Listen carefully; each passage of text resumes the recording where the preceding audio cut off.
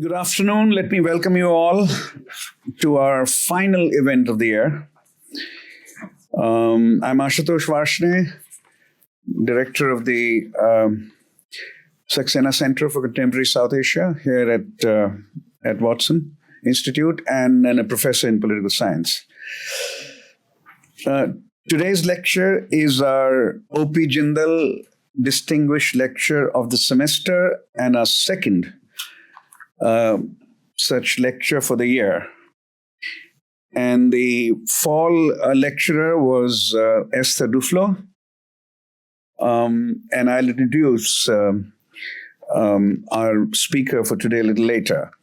A bit about the origins of O.P. Jindal lectures. Sajjan and Sangeeta Jindal, Brown Parents 2012, have endowed these lectures in perpetuity in memory of O.P. Jindal, Sajjan's deceased father.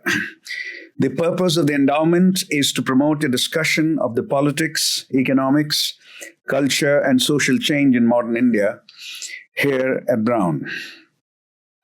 Since the fall of 2012, these lectures have been held once every semester. The previous lecturers include economists such as Kaushik Basu, Montek Ahluwalia, Raghuram Rajan, Esther Duflo,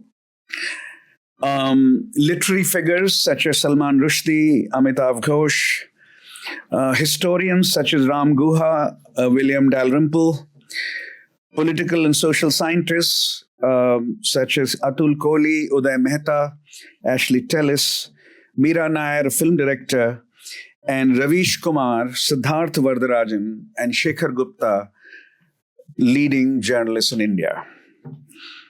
I've not been able to give you an entire list. There's no need for it, but this gives you a sense of the speakers we've had and the topics we've covered. Our speaker today is Yogendra Yadav.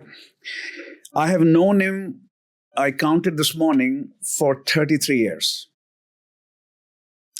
To my mind, he truly exemplifies a very important but a long-lost tradition. A tradition that combines scholarship and activism, joins knowledge and action, and develops what might be called, using old language, a dialectical relationship between the two. All in the ultimate cause of promoting progressive social and political change. That is the object of almost every activity in which he has been involved. After his education at Panjab University and JNU, his career as a researcher included many years as a fellow at the Center for the Study of Developing Societies, CSDS, where, among other things, he founded the National Election Studies, a source of knowledge, original knowledge, for all of us interested in Indian elections across the world. His books include Making Sense of Indian Democracy, 2020, and Crafting State Nation, a personal favorite of mine. I actually reviewed the book for Hopkins University Press. A truly terrific collaborative effort with two of the leading political scientists of our generation, both deceased now, Linz and Juan Linz and Alfred Stepan. In the field of political action, his efforts include being a founding member of the Aam Aadmi Party, a party he left subsequently, being an apex committee member of the 2021 Farmers' Protest, movement against the Citizenship Amendment Act in 2019-2020, and he also walked from Kanyakumari to Kashmir with the Bharat Jodo Yatra in 22-23. He is currently the national convener of Bharat Jodo Abhiyan, a civil society initiative to protect constitutional values and democratic institutions, and he is a weekly columnist for the Indian Express, a newspaper well known for its opinion pages. Yogendra will speak on reclaiming India's democratic republic, on which he's been thinking very, very, very deeply and seriously for the last few years, for 50 minutes or so. And we also have a discussant whom I'll introduce later, but let's welcome Yogendra Yadav to the Saxena Center and Brown.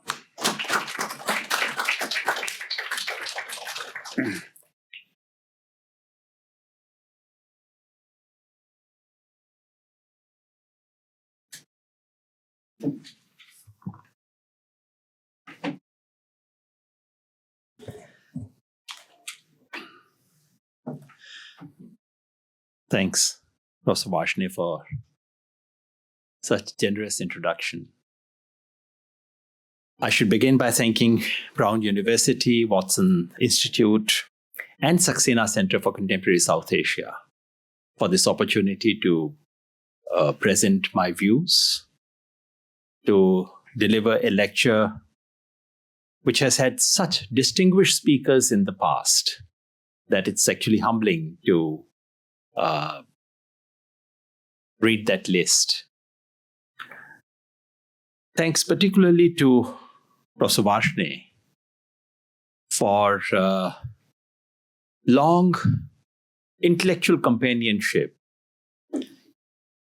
Even when I very often have little to reciprocate. This is probably the third time that I'm here at his invitation. Second time here at Brown, once in another university. And thanks to Patrick for adjusting to my last-minute requests and last-minute drafts, as always.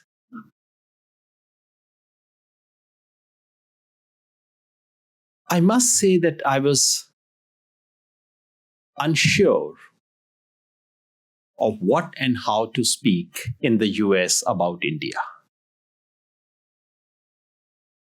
I recalled that there was a time when I used to speak very often, come to this part of the world maybe once a year, sometimes twice a year, and speak about the glory of Indian democracy.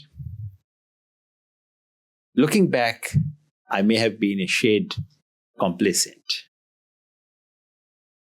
And over the last few years, I've been uncertain about what to say.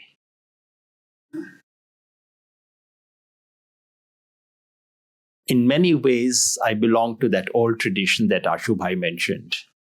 And that old tradition also includes not washing your dirty linen outside your home. So, been conflicted, I must confess. But after the developments in the last few years, especially after the recent developments in this part of the world, I felt a little easy. I had a sense of possible camaraderie. As they say, the deepest bonds are bonds of grief. Hindi mein kehte hain dard ka rishta. So I felt that there possibly may be something to share in what's happening across the universe. And that's why I thought I would come and speak, in the hope that some of what I have to say may be of some use outside India as well, of some use to this country, or at least I may get to learn something from what's happening in many other countries of the world. Disruption, dismantling, dystopia. Nowadays, we get to hear these words in this part of the world. In India, these have been familiar words for well over a decade. Many other countries have never spoken about their political life without these words. When we encounter these words, our reflex action is to fall back on another set of words that express our hope. Reversal, resumption, revival. This understanding informs much of the response of Democrats in the US, in India, and elsewhere too. The title of today's lecture invites us to think of a different metaphor, that of reclaiming. In its generic meaning, reclaiming appears to signal back.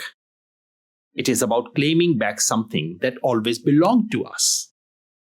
But reclamation, those of us who come from cities where reclamation is a major real estate property project would remember that it also carries another forward-looking meaning.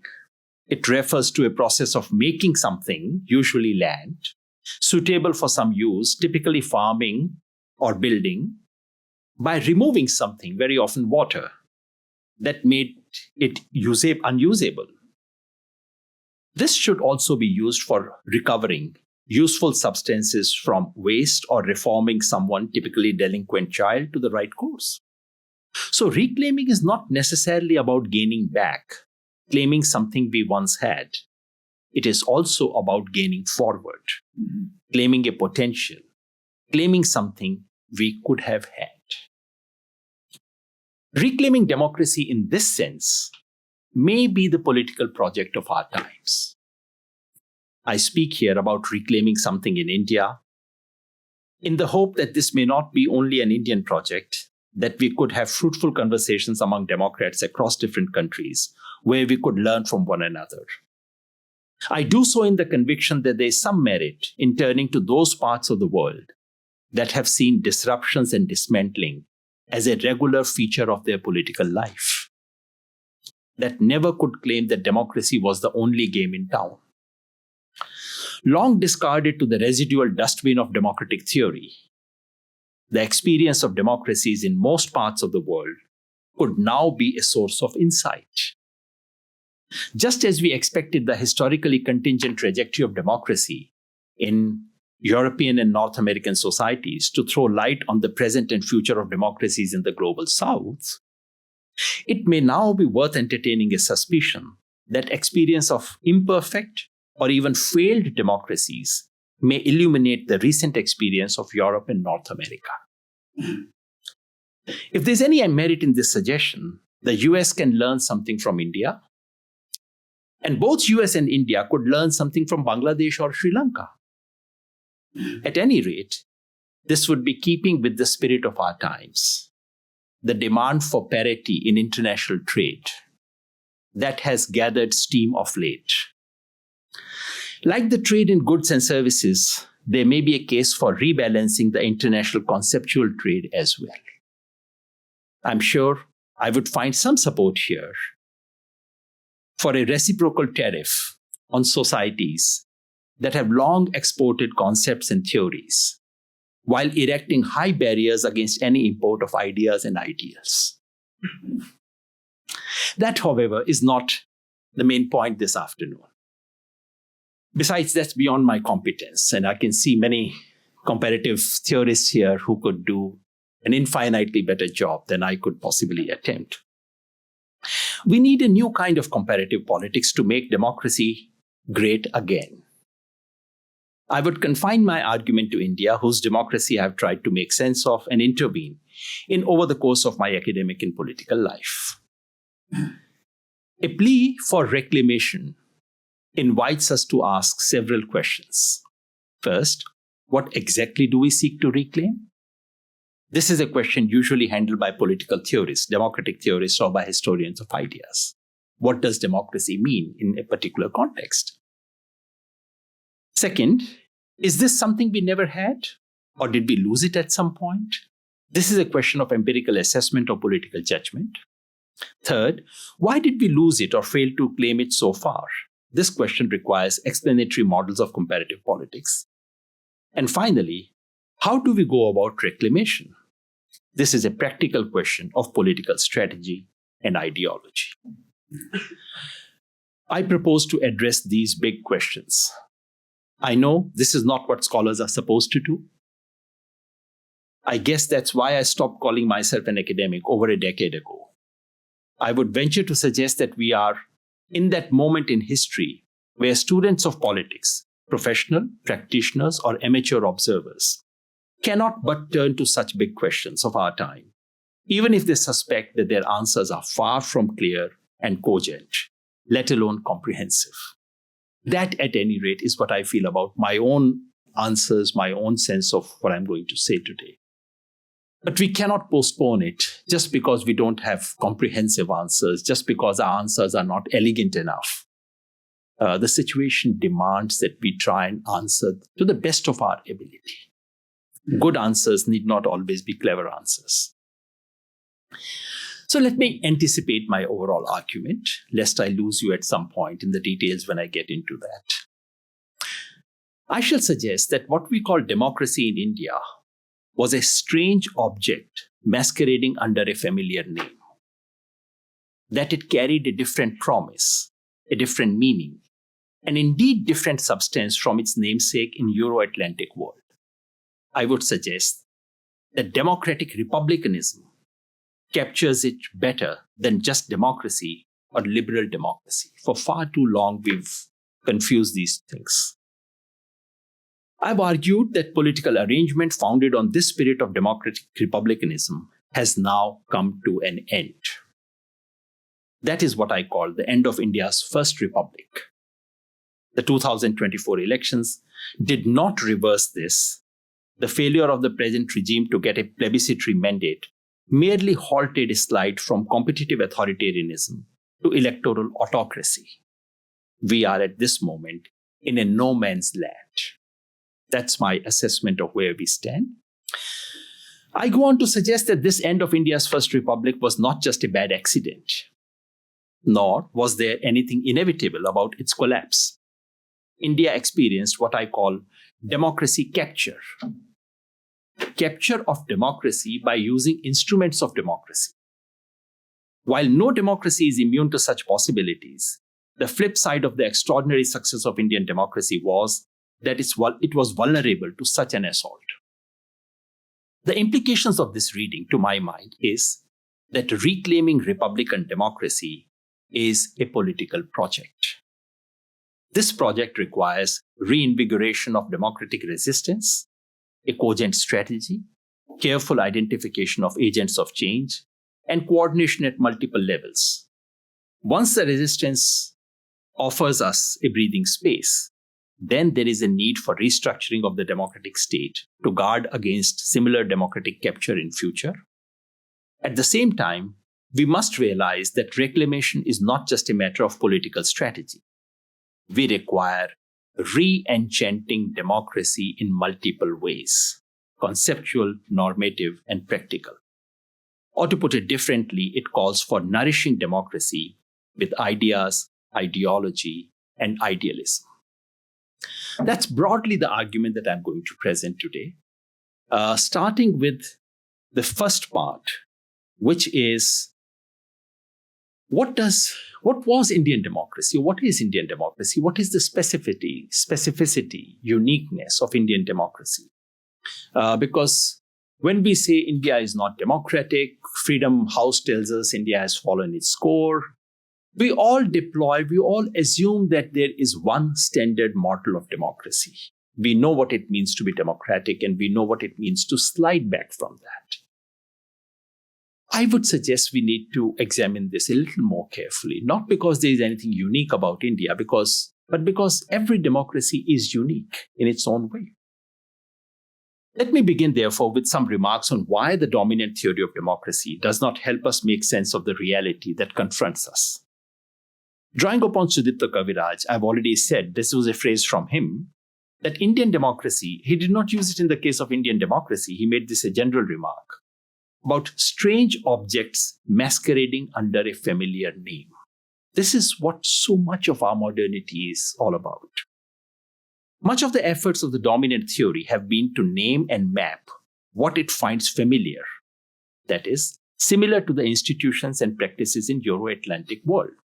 The trouble is that such an approach does not connect to the substance of democracy in societies like India.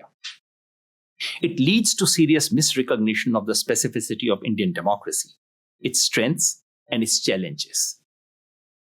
This directly relates to a flaw inherent in the dominant orthodoxy on democracy, which invites us to a universe of democracy, a shared definition, a universal normative standard, and standard institutional checklist. This stylized picture does not help us understand the real world of pluriverse of democracy. That's increasingly what we need to think about. Alternative approach would invite us to widen the conceptual apparatus of democracy, to include diverse ways, languages, idioms, theories, in which democracy has been understood all over the world. We need to enrich the normative standards embedded in the idea of democracy by taking into account the many histories and traditions of democratic thinking across the world.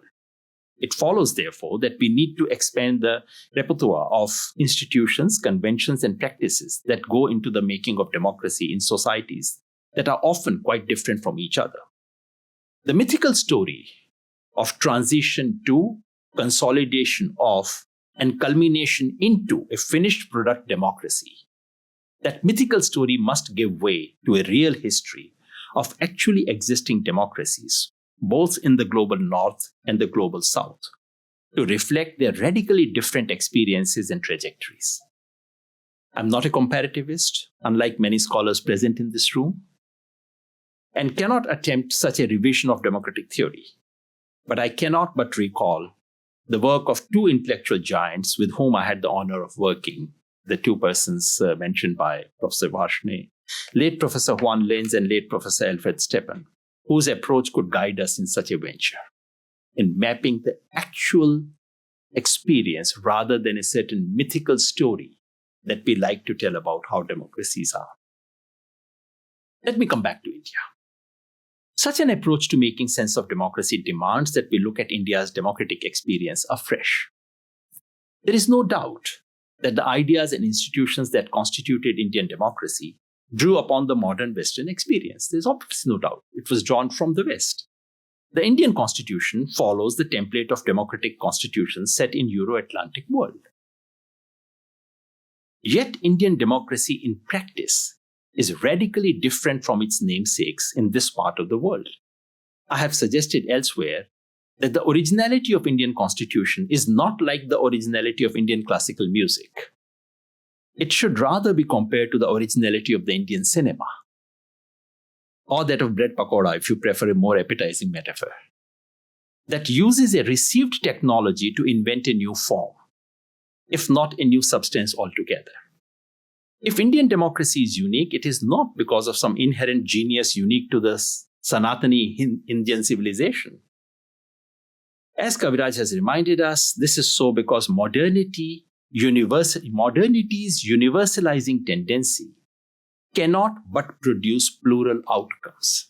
This is inherent in modernity, to produce pluralities.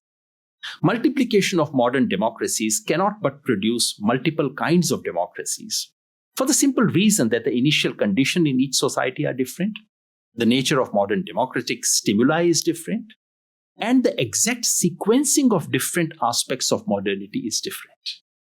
This is why all modern democracies are bound to be very, very different from each other. Let's look at that in the Indian case. First of all, the initial condition in which democracy was instituted in India was radically different from that of Europe or America. Democracy did not replace a monarchy, but a colonial rule, a colonialism very different from the one experienced in the US. This society had recently discovered its own republican past by way of Ganatantras in ancient India. This, incidentally, we came to know very recently. This is not an old memory of India. Though the connect was largely in the realm of imagination. More to the point, a modern democratic state was being instituted in a society that did not have a continuous tradition of centralized political authority, a society that inherited a system of graded inequalities, the caste order. In this background, the encounter with modern democracy could produce a more radical outcome than elsewhere. That's why Indian democracy became a more radical enterprise. This radical potential was mediated by the other dimension of the historical context, namely the sequencing of socio-cultural, economic, and political trajectories of modernity.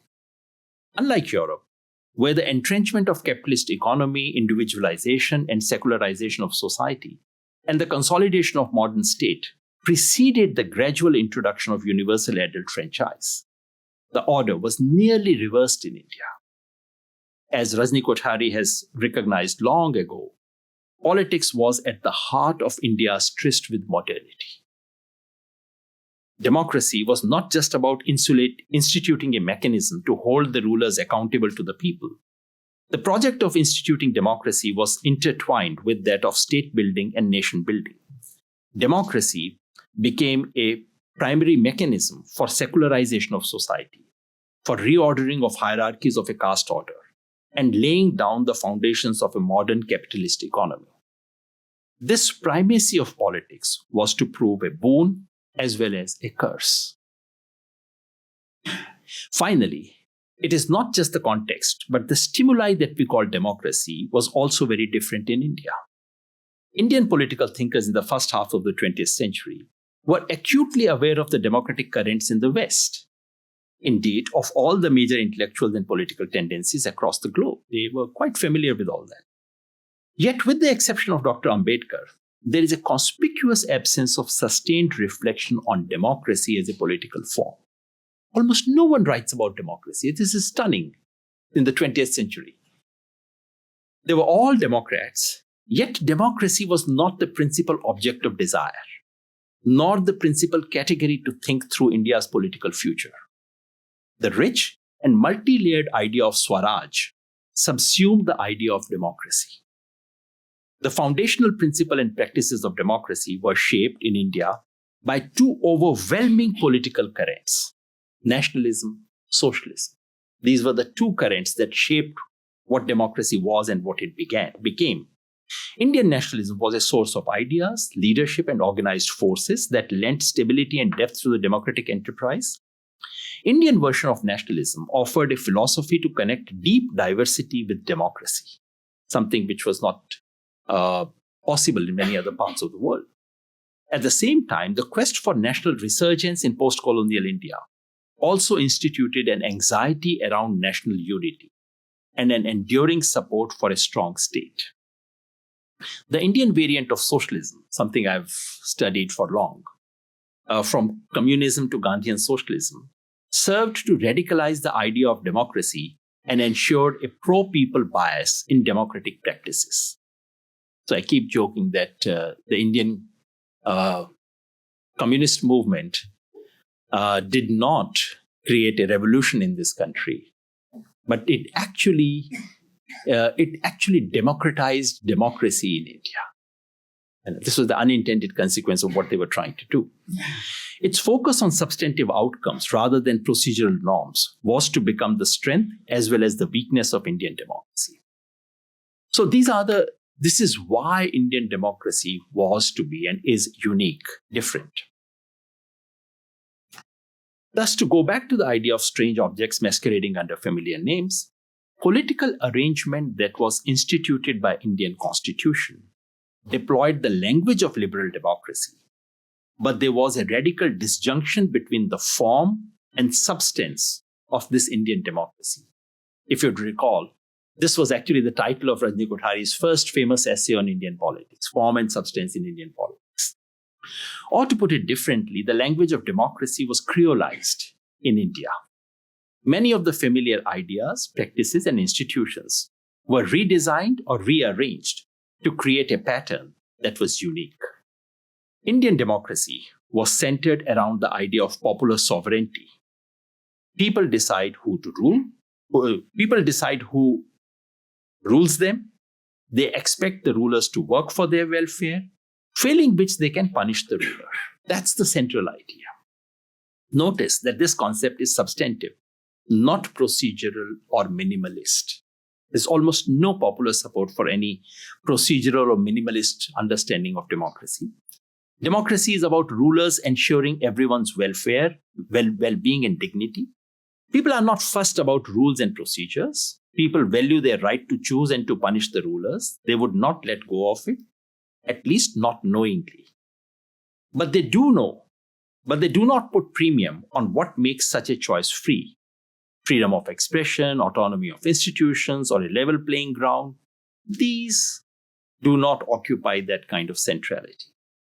Freedom is valued, but is understood in a non-liberal register. That is, not as a non-interference, but as non-domination, as freedom from arbitrary, capricious rule, rejection of hubris. People compromised, not individuals. The people comprised not individuals, but communities, either social communities based on birth, such as family, caste, or religion, or political communities who come together by working together. In its Indian version, democratic experience was shaped by practices that are not codified in the Constitution. While formal sphere of constitutionally mandated institutions always remained anemic, it was the informal sphere of what Partha Chatterjee calls political society that filled in the vacuum and accounted for the vibrancy of Indian democracy. The strength was not in the constitutional formal liberal apparatus. The strength was elsewhere. While political parties were ubiquitous, their connect to the people was mediated by non-party political formations, social movements, community organizations, people's campaign, and citizens' groups. In this context, elections came to play a vital role in the realization of the promise of democracy. Elections served as the hinge between the organized and the unorganized sector of India's political life. We use this expression very often to understand the economy, organized sector, unorganized sector. It may be profitable to use it in politics as well. Therefore, elections carried a functional overload. While it gave Indian elections their festive-like quality, this centrality of elections also carried a risk. Election capture could become an effective tool for democracy capture. This was a danger that the structure of democracy always carried. Now, this specificity of Indian democracy cannot be captured by calling it a liberal democracy and by judging its successes or failures by those yardsticks. I suggest that it is better to describe Indian model of democracy as democratic republicanism. This, of course, draws upon Philip Petit's suggestion of redefining liberty as non-domination, and there's a lot of literature on neo-republicanism. What is called neo-republicanism thus opens the door to recognize the pro-people, egalitarian, and anti-power impulse implicit in the Indian model of democracy, and also possibly in models of democracy in many other parts of the world. I would like to believe that a republicanist reading allows us to connect India's modern democratic experience with the Ganatantra tradition in ancient India. Above all, it allows us to conceptualize Indian practices of democracy in the last 100 years. I would like to propose that Baba Saheb Ambedkar, arguably the only democratic theorist of the 20th century, he was actually the only exception to the rule that I spoke about, that people were not attentive to democracy. Ambedkar, arguably the only democratic theorist of 20th century India, should be read as a theorist of democratic republicanism. So let me conclude this part by simply recalling Dr. Ambedkar's definition of democracy. We don't read it as often as we should. He actually says, I'm going to offer you a definition of democracy. And the definition is this: a form and a method of government whereby revolutionary changes in economic and social life of the people are brought without bloodshed. That's his definition. I believe that this rather startling and non-liberal conception of democracy lay at the heart of India's democratic republic. So that's one part of what I wanted to say about what is India's model concept of democracy, from which there is a departure, from which there is a decline, from which we have, which has in a sense come to an end. The second part is about that story coming to an end. That's a recent story. I'll summarize it quickly, partly because we all know this, partly, as I said, there's no point in repeating that dark story over and over again. So I'll just offer you the sort of summarized part of what's happened. You may have noticed that I kept slipping from the present to the past tense when I was speaking about Indian democracy.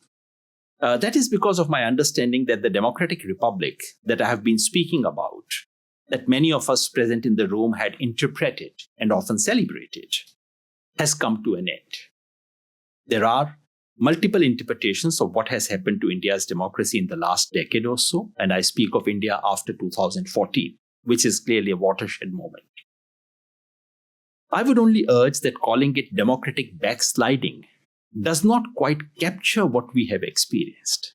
Of course, it's democratic backsliding, but this metaphor is just inadequate.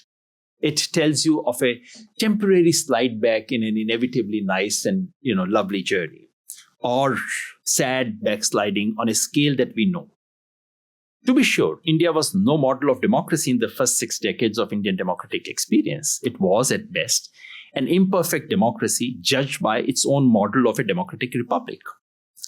But we have slid from being an imperfect democracy to a system that cannot be meaningfully characterized as a democracy anymore.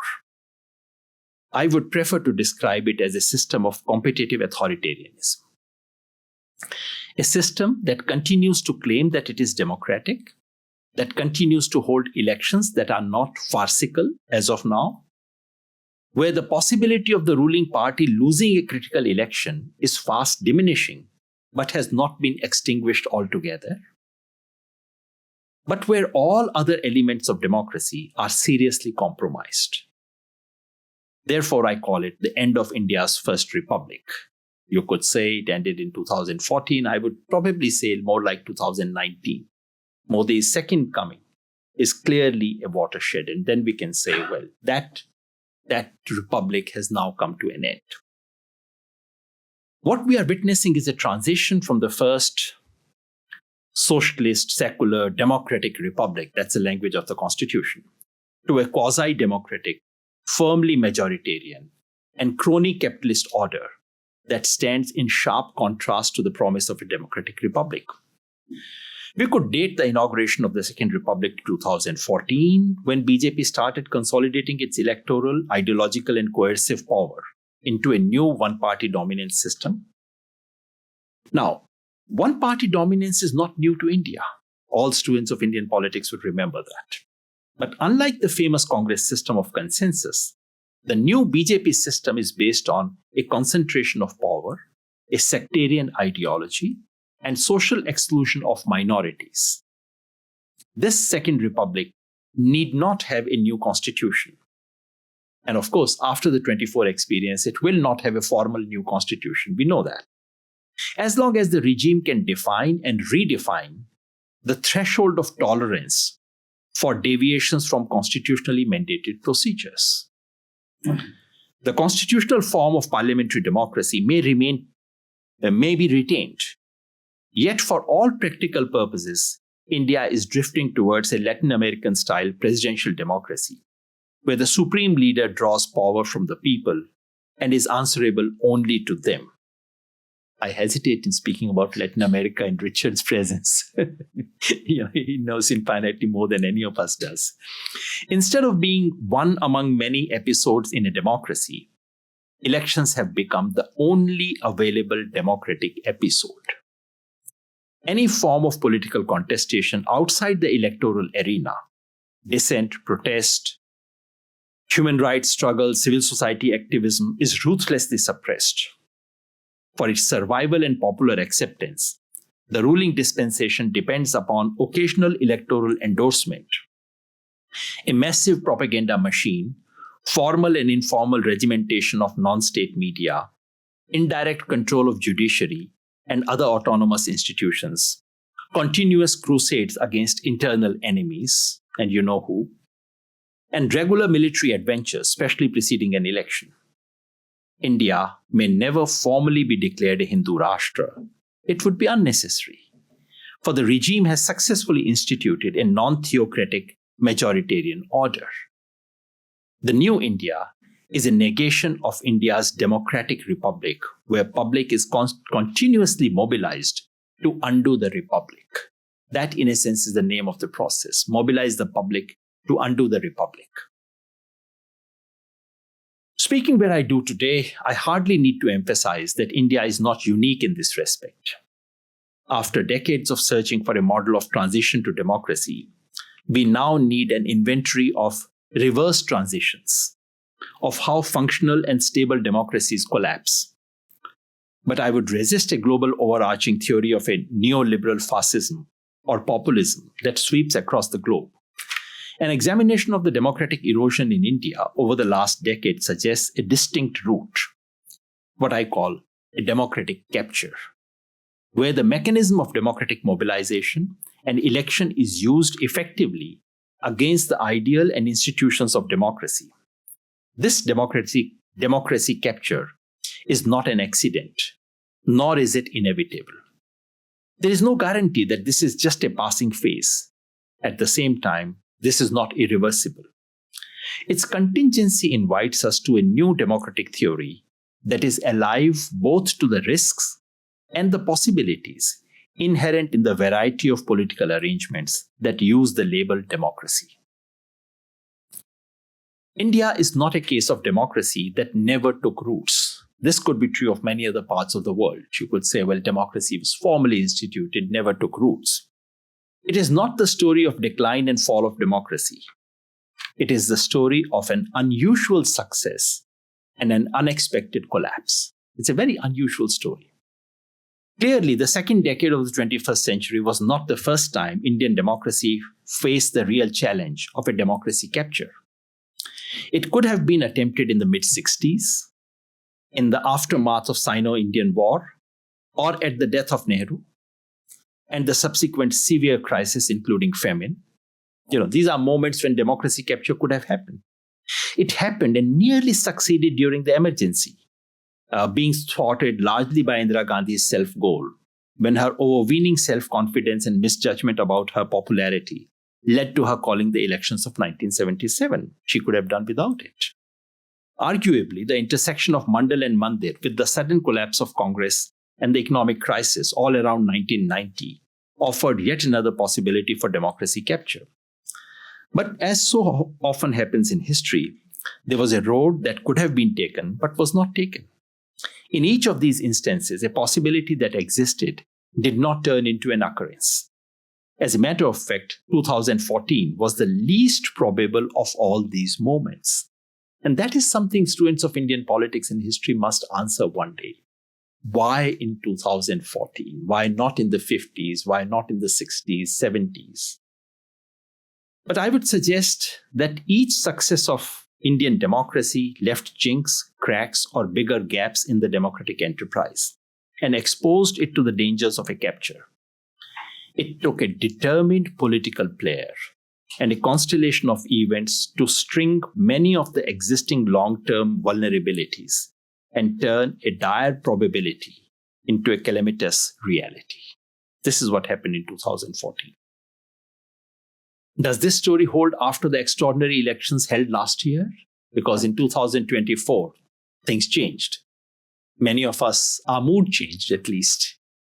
Things looked very different. I suggest that there is no qualitative change in the nature of the challenge to the Republic, though we had a better glimpse of the possibilities of politics of reclamation. I do not mean to undervalue the significance of what happened in 2024. We were all in our small ways actors in that. After all, the election was about seeking public endorsement for dismantling the Republic. That is what was at stake in 2024. In that sense, this was not an election, but a plebiscite. Modi ki guarantee was the catchword to legitimize all that this regime had done and anything that it could possibly do. This election was not about NDA, not even about BJP. It was about the supreme leader seeking unconditional approval. Hence, the threshold of victory was kept very high, 400 par, though unspecified. It was not just a plebiscite. It was a carefully orchestrated, controlled plebiscite. Given the high stakes, the regime left nothing to chance to eliminate the possibility of a contest where all legitimate, semi-legitimate, and illegitimate means were deployed. This was the least free and fair parliamentary election in the history of independent India. In a plebiscite, there are only two outcomes, yes or no. In this case, it was a clear no. And that's the significance of this election. Let us not be deceived by the clever play of numbers, percentages, coalition tallies, and so on. Anything below 303, which is the number BJP had in 2019, would have been a moral defeat for the regime. Anything below 272 was a political defeat for the BJP. And anything below 250 would have been a personal defeat for Mr. Modi. That's exactly what it turned out to be. There was no way to evade the conclusion that the regime cobbled up numbers, but it failed to secure the mandate. So, in a sense, there's something big really did happen in 2024. But it does not take away from the large challenge that we are speaking about. If the outcome of Lok Sabha election had opened up the sky of political possibilities, the subsequent state assembly elections, especially in Haryana and Maharashtra, indicated a shrinking back. That is probably a slide back. There have been serious question marks over the integrity of these elections, and I have here people in the room who know more about Maharashtra than I possibly do. At the same time, it cannot be denied that the ruling party has learned from the setback of 24 and has tightened up its electoral machine in ways that are both foul as well as fair. We notice the foul part of it, we talk about it as we should, but it's also the fair part that they have tightened up. As they say in Hindi, ek number or do number, dono ko theek kar liya hai. More to the point, the regime has recovered from its political loss and is back to governing in the way it had in the first 10 years. While popular discontent continues to simmer, control of media and use of state power has ensured that the nature of challenge to the republic is qualitatively no different than it was before 2024. Now I come to the third part of what I wanted to say, which is what is to be done. As a political activist, that's really my central concern. So everything I've said so far is a prelude to, what I'm thinking here, what I'm going to say now. And that's something where I would really wish to learn, invite suggestions, because it's not merely about getting an argument right. It's about getting a country right. How then do we go about reclaiming the democratic republic? Everyone naturally thinks, and with good reasons, of mainstream political parties and how they can get their act together before the next parliamentary elections of 2029. That has to be the cornerstone of any thinking about reclaiming. At the same time, any serious thinking on this score must link various fields and sites of action. The tactics need to weave the familiar moves with new and surprising maneuvers. The strategy must harmonize the immediate with the midterm and the long term. The vision that guides it must recast the foundational vision of the Republic for our times. So there are three levels at which we need to see this. One is immediate political, electoral political. Second is underlying social, creating a social bloc. And third is the deepest, which is cultural and ideological. So something needs to be done at all these three levels to combat the challenge that the Republic faces. Let's begin with the most visible and obvious issue of electoral alternative in the party political arena. To my mind, notwithstanding the serious setback to the opposition in the recent state assembly elections that I alluded to, that does not erase the basic lessons that we had learned in 2024. That there is considerable, if latent, popular unease, if not resentment, that has been building up for quite some time. That remains. That people are waiting for an alternative that appears somewhat credible. That remains. That Indian voters would not willingly accept their right to choose and not willingly give away their right to choose and punish their rulers. That's something I discovered in Bharat Jodo Yatra and later after that. All this still holds. The simple lessons for the opposition are for anyone to see. The India coalition must hold, if not expand, till 2029. Within the coalition, the principal challenge and the principal responsibility lies with the Congress party, whose revival in North Indian Hindi states holds the key to defeating the BJP in the coming parliamentary election. These are just elementary things. The combined opposition may not need one face. It already has one to the extent to which it needs. But it needs a narrative, a shared agenda that can be put forward before the people.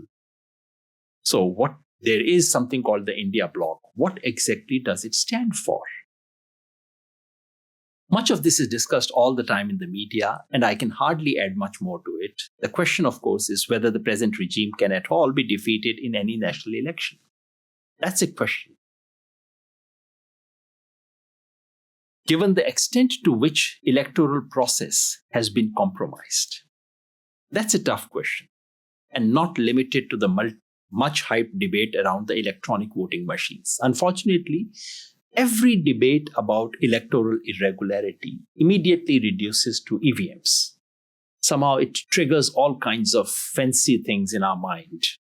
All our science fiction stories start playing and all kinds of things begin to happen.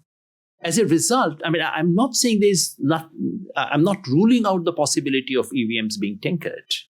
All I'm saying is that there are so many things happening right in front of our eyes, which doesn't require any of those things. What happened to the voters list in Maharashtra? What happens to the enormous, unimaginable amount of money that has been poured in Maharashtra election? Someday, Professor Rana Day or someone should just give us a sense of how, the stories I've heard are, beyond astounding. So, voter list, money, straightforward buying of opposition candidates, right down to buying their booth agents, the media, control over mass media, misuse of state machinery at every stage of the electoral process. And I'm sad to say, the diminution of the Election Commission of India as an independent institution.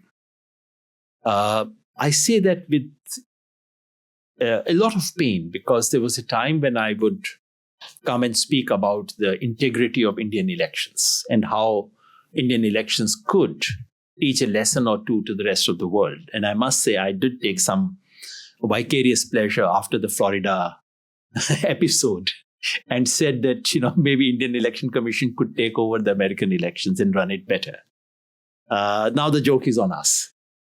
And sadly, the Election Commission of India doesn't seem to be an institution which can be trusted. And we have opinion polls that are now regularly showing just fall in levels of trust in Election Commission. There's some evidence of serious erosion of public trust in these institutions. Notwithstanding all that, the fact remains that the regime needs to prove, and not just to the world outside, its popularity in what it must present as a fair elections. That continues to be the constraint under which the regime. So it's not Russia. You cannot hold Putin-like elections in India and get away with it. Still, you have to persuade the people that what happened was more or less fair. That's a constraint that remains valid and gives us some hope.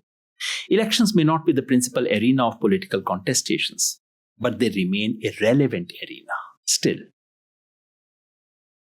But let me focus more on the other two dimensions, which we don't talk about, because this one is talked about endlessly in the media.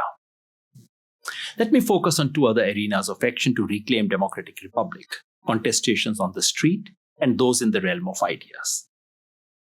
Needless to emphasize, when I say street, contestation on the street, suddenly all kinds of strange imaginations start playing in people's mind. The contestation that I speak of here are democratic, peaceful, and constitutional protest movements. The word resistance itself now looks like such a strange word that it can be twisted into anything. And given that this is being live cast, I always remain aware of the possibility of any 20 seconds being taken out of this and converted into this. And this is not imaginary. This has happened to me at least twice.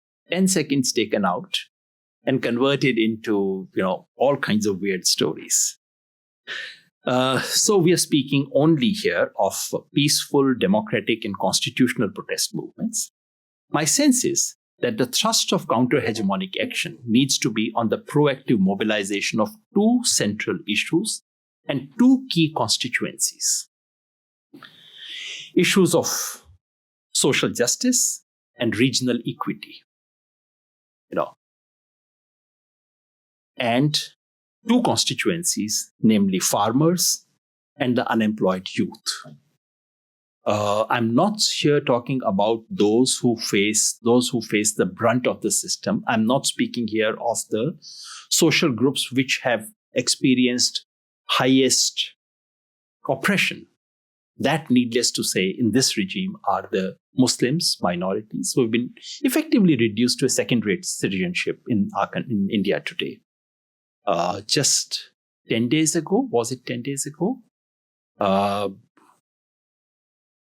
Terrorists pick up people on the basis of religion. They pick up Hindus, kill them.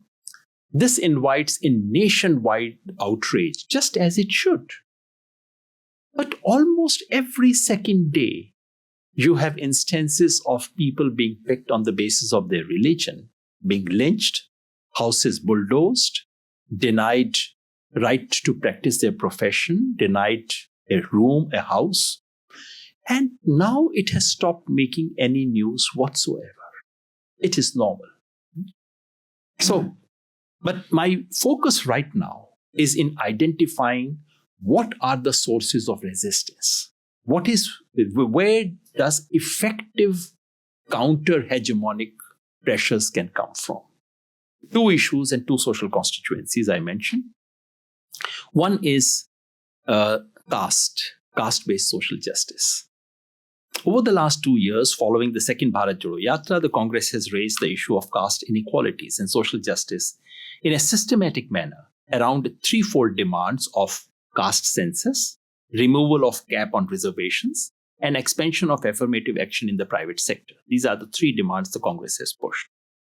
And as you know, just day before yesterday, when I was in Providence, I hear that the government of India has accepted the demand for caste census. This decision can be of momentous significance in this respect.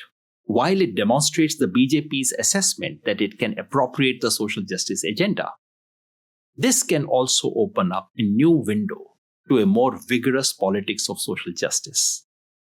If the opposition can accommodate the demands of most disadvantaged groups within the SC/ST and OBC, and can create a connect with the Muslims who have been reduced to the level of second-rank citizenship, this could constitute the core of a social bloc of the bottom of the pyramid that can take on the present regime. So what we really need is to think of a social bloc. That's one issue, social justice and caste. The other issue that offers space for resistance is that of regionalism. While the BJP has made inroads in the south and the east and the northeast, these regions are not fully incorporated in the hegemonic fold as yet. The recent debates around the imposition of Hindi have demonstrated the depth of popular resentment and the power of regional pride. All this, in fact, there was another debate in Maharashtra as well, not just in Tamil Nadu. All this could come to a head if the regime decides to go for a fresh delimitation. That's a very big issue coming up in Indian democracy. Following the census, because following the 2026 census, the constitutional requirement as it stands today is that fresh allocation of seats has to take place. And if the fresh allocation of seats takes place according to population, it would mean a radical restructuring of balance of power between the north and the south. This could be a pivotal moment leading to reconfiguration of political forces and voters' loyalties. So these are two issues which need to be where a lot of action needs to happen, where there's a promise of something happening. In the medium run, the challenge is to create a social coalition that can take on the present regime. Who are the components of that social coalition? Apart from the things that I've already mentioned. If there is one class whose objective interest almost entirely matches the political project of counter-hegemony, it is the farmers. Structural contradiction of the economy make it impossible to incorporate and retain farmers into the fold of the new hegemony. The agrarian crisis, a combination of economic, ecological, and existential crisis, has been around for a long time. But an overlap of climate, market, and policy-induced disasters has pushed the agrarian crisis to a flashpoint. This is what led to the historic farmers' movement, something in which I had the honor of participating. Of late, there are signs of revival of the farmers' movement. And here, once again, there is a pivotal moment coming, which is if India goes for a trade agreement with the US, which it will, and if that involves or is seen to involve a trade-off for farmers against the IT or the corporate sector, which may well be the case, then there is a very serious possibility of a major farmers' protest, for which preparations are already in place. A major farmers' protest happening in the country. This would, of course, require a historic project of uniting farmers' movements across different regions, varying crop patterns, different classes, both genders, various ideological shades, and conflicting charters of demand. This is what has kept farmers fragmented. Farmers' movement, the famous farmers' movement, partly compensated for that. But the task still remains. Thus, the political challenge for the farmers' movement is to become an all-encompassing movement for regeneration of rural India. Such a movement can be the vanguard of counter-hegemonic politics to defend the republic. Unemployed youth are at once more powerful and more difficult agents of counter-hegemony at this point in history. It's a very special category. Youth movement is more powerful by virtue of the sheer energy, speed, and visibility that it can bring to counter-hegemonic politics. Yet it is far more difficult, as the existing movement is much weaker and fragmented than the farmers' movement, and it is tougher to find issues and sites that can bring the various sections of the youth together. The objective conditions are as ripe in the case of farmers. In fact, I would say more present there, riper than in the case of farmers. An extended period of jobless growth, decline in real wages, possible shrinking of job opportunities, contractualization of organized sector employment, widening gulf between work conditions of organized and unorganized sector workers, an educational system that fails to provide skills or knowledge, and growing disparities in educational opportunities. All these conditions remain. You cannot go to any Indian village or an urban basti, speak for 2 minutes about employment issue, and not have people explode anywhere. I mean, I can take a bet. Go to any point, close your eyes, put your finger on some point in the map, go there, just ask this question. And so the conditions are there. The subjective conditions are also, on the balance, favorable. The crisis is seen and felt by affected group. Take any opinion poll, and unemployment tops the charts. There is enough evidence of a latent youth unrest that occasionally comes out in campus protests across the country. Clearly, a significant section of the youth is uncomfortable with the cultural politics of this regime as well. The real challenge at this moment is how to marshal this latent energy into counter-hegemonic politics. Creation of a nationwide youth movement on the two issues of equal access to quality education and dignified employment is thus a historic possibility and a historic challenge. Now the third arena. Let me finally turn to the third arena for reclamation, that of ideas and culture. Because in the last instance, as I keep reminding our friends, that we've lost our republic, we've lost our democracy because we lost a battle of ideas. And let's be honest about it. In the last instance, the success of counter-hegemonic politics depends not so much on the short and the medium-term action plans and strategies mentioned above, but on the capacity to offer an alternative vision. We need a long-term strategy of counter-hegemonic ideology. The heart of the challenge lies in creating a new vision of India that can capture popular imagination. This requires careful deliberations, as the defenders of republic need fresh moral, cultural, and intellectual resources. Today, it would be imprudent to foreground counter-hegemonic politics on the issues of nationalism, secularism, and culture, since any contestation would end up strengthening the present regime. But an inability to take on these issues for long would be fatal to counter-hegemonic politics. Fortunately, we need not begin in thin air. Much of the resources needed for the counter-hegemonic project are available in modern India. Modern Indian political thought is an extraordinary repository of moral, intellectual, and cultural resources that can help us collectively renegotiate our present. And since there are students of political science and political theory here, this is really a project that we need to get into.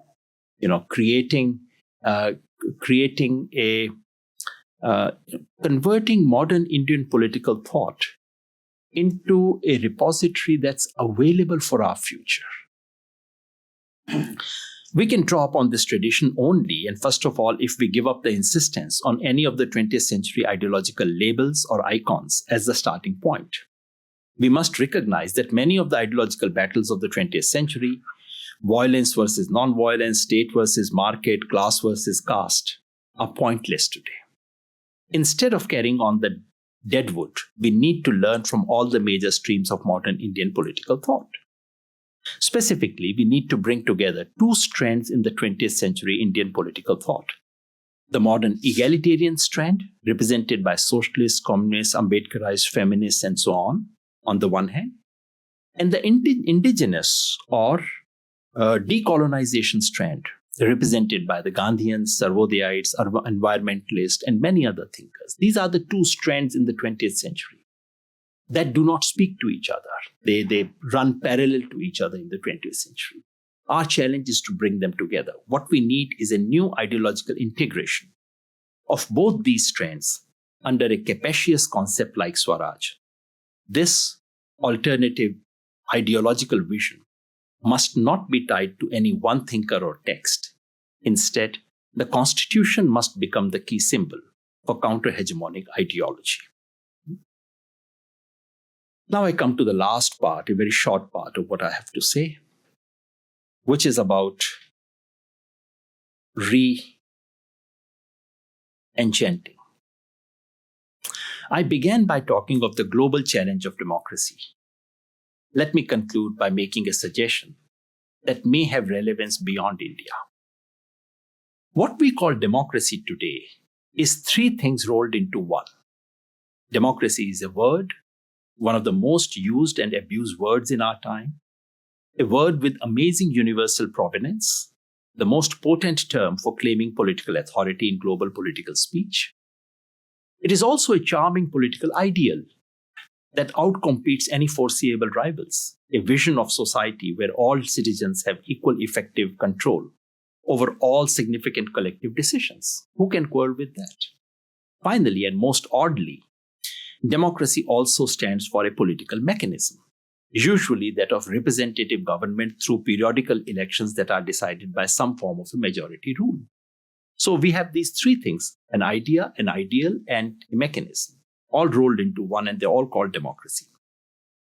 Today we face a gigantic sleight of hand, a conceptual trick that has created an equivalence of these three meanings of democracy: the word, the ideal, and the mechanism. So the moral charm of the ideal of democracy is used to reinforce the potency of the word democracy, and their combined power is deployed to justify the rulers who call themselves democratic, who manage to tick enough boxes in the institutional checklist of democracy. These three are bundled so tightly that any questioning of democracy as a form of government is presumed to be an attack on the very ideal of democracy. This leads to a hypnotic spell of democracy that can be a moral cloak to cover dubious and dangerous regimes and make us unsee the stark reality that stares us in our face. Any serious engagement with democracy must unbundle democracy as an idea and an ideal from democracy as an actually existing form of government. A lazy celebration of anything that passes for democracy is not just intellectually damaging, it is also politically disastrous. In a world where everyone and everything seeks this label, a conflation of democracy as an idea and as an adjective for actual regimes can only lead to moral and political paralysis. What do we do then? There are only two possible ways ahead.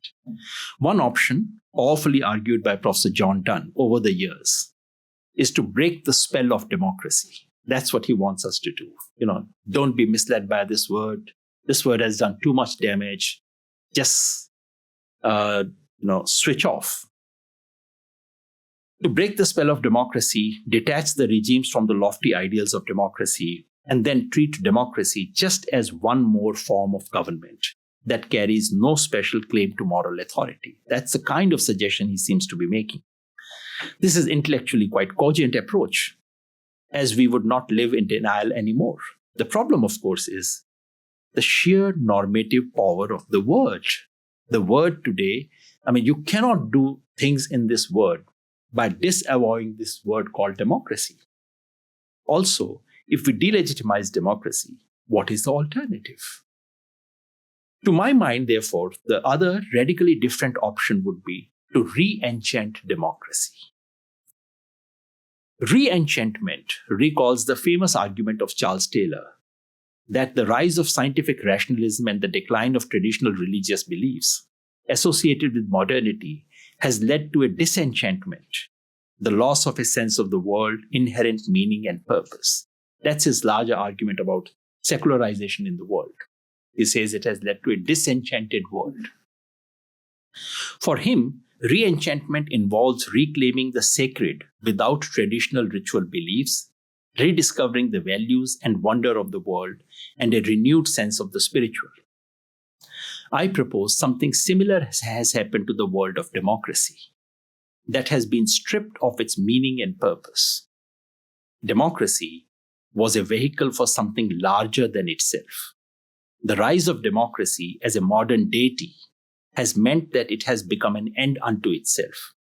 At the same time, democracy has been reduced to its minimalist definition as a form of government where the rulers are elected through a process where they stand a fair chance of rejection.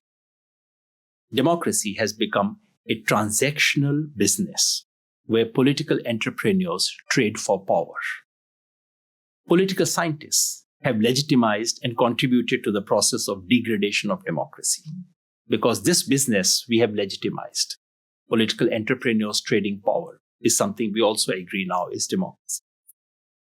Re-enchanting democracy would mean taking the high ideals of democracy seriously and examining each actually existing society that claims to be democracy against those powerful ideals. That would involve a willingness to acknowledge that the so-called democratic regimes do not offer to their citizens anything that remotely resembles equal power to shape political policy or personal outcomes that matter to the people. It requires a willingness to say that we don't have any finished product democracy, any real model of democracy, that what we have are at best potential democracies, that democracy is a work in progress. A project of re-enchantment of democracy would seek to recover and reinstitute the ethical core of democratic ideals and the memory of radical struggles that led to the foundation of democracy. This would necessitate recovery of politics beyond transactional activity, bringing back idealism that was the glue of democracy. If democracy capture was contingent, neither a pure accident nor inevitable, so is the project of re-enchanting of democracy, neither assured of success nor doomed to failure. Thank you.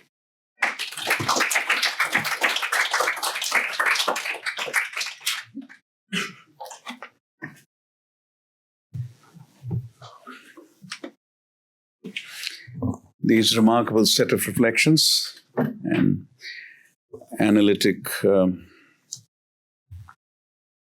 interventions into the really existing democracy. Incidentally, the phrase was used for in the 1970s for really existing socialism and really existing communism. This is so this is an interesting way to think about democracy in the world today and India in particular. Our commentator is Patrick Heller, professor of sociology, and my colleague in research projects in India, my colleague at the Saxena Center over the last 15 years, and the incoming director of Saxena Center starting July 1st. Patrick.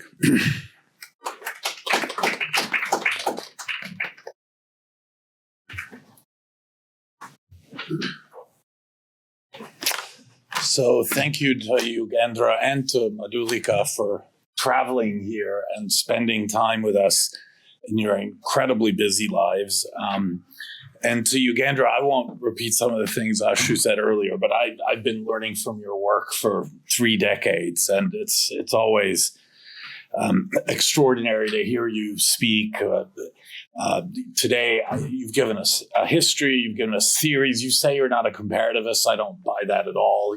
To me, you've always thought comparatively. And you've given us a theoretical and empirical roadmap of how to reclaim democracy. So to me, this is just an extraordinary set of thoughts. And what I'd like to do is really push you to go even a little further in developing the argument, because, as you said, the story of Indian democracy is unusual. You began your talk by saying you were even uncertain about what to say. So if you're uncertain, the rest of us are completely confused by just the sheer complexity of Indian democracy and the fact that, as is true of all other democracies in the world, and we're learning this the hard way right now in the United States, there's nothing teleological about democracy, even if all the thinking and theorizing is. We haven't had such dramatic reversals in the trajectory of democracy in the current period since the interwar period, right? And the interwar period gave us fascism. And now we're seeing it not just in India, not just in Europe, United States, but we've seen it in the Philippines, we've seen it in Turkey, across the world. There was a moment in South Africa that was literally officially designated a state capture by the National Prosecution Office because Zuma had personalized total control of the state apparatus. So this is indeed very much a global phenomenon.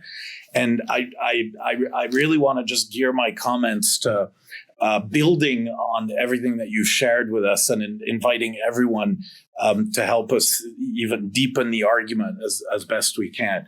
So I want to begin with the same historical point that you begin with. For those of us in comparative sociology, most of us, for better or for worse, first encounter Indian democracy through Barrington Moore. And Barrington Moore, of course, was deeply skeptical, as were all the observers at the time. I mean, the idea of introducing democracy into a society that was deeply hierarchical, mostly illiterate, impoverished, it was seen as pure madness at the time. And of course, in retrospect, it was an absolutely brilliant stroke, but it still goes against all our received theories of the conditions under which democracy might actually be successful. So as you said, this is a state that's only in a very incipient mode of formation. Clearly, the Indian economy at that point isn't sufficiently modernized to produce the kind of surpluses that would be the material base for, modern class compromise type democracies. They're all the legacies of colonialism, and including, and we don't, I think, say this often enough, just this, not just the bureaucracy, but the sheer degree of centralization. I mean, to this day, the extraordinary weakness of the third tier of government in India is very much a legacy of colonialism. And then, of course, Ambedkar's point about the gap between the idea of legal equality as enshrined in the Constitution, but the sociological reality of deep, pervasive hierarchies and inequalities in society. So this is the most unusual story of democratization in the history of democracies. And the emergency aside and the current moment notwithstanding, Indian democracy has been consolidated. There have been moments of deepening, and it has certainly, if nothing else, held the nation together, which in and of itself is an extraordinary development. That said, I want to start with a provocation and an asterisk. The provocation is Huntington. And Huntington, there's a lot of political scientists here, and it's a powerful argument. First you build the institutions, then you allowed for democracy, right? And the reasoning being, if you allow for democracy too soon, given a weak state, given the lack of economic resources, given all these sort of legacies that I've talked about, you're going to have this problem. You called it functional overload. Huntington called it demand overload. And you end, I can't remember if you said this in the talk, but you end the paper that you shared with me by saying that democracy today in India has become, and I quote, transactional business where political entrepreneurs trade for power, which feels a lot like the kind of thing that Huntington would have predicted, right? That the institutions were weak, civil society wasn't well developed. So the politicians become just these really powerful brokers, and they sort of crowd out all the other civic and Republican dimensions of democracy. Now, I'm the last person in the world who's going to defend Huntington for the obvious reasons that the whole theory that the institution builders can build the institutions and then democratize is a complete contradiction in terms, because if you control the institutions, you have power, and then you have absolutely no incentive to democratize.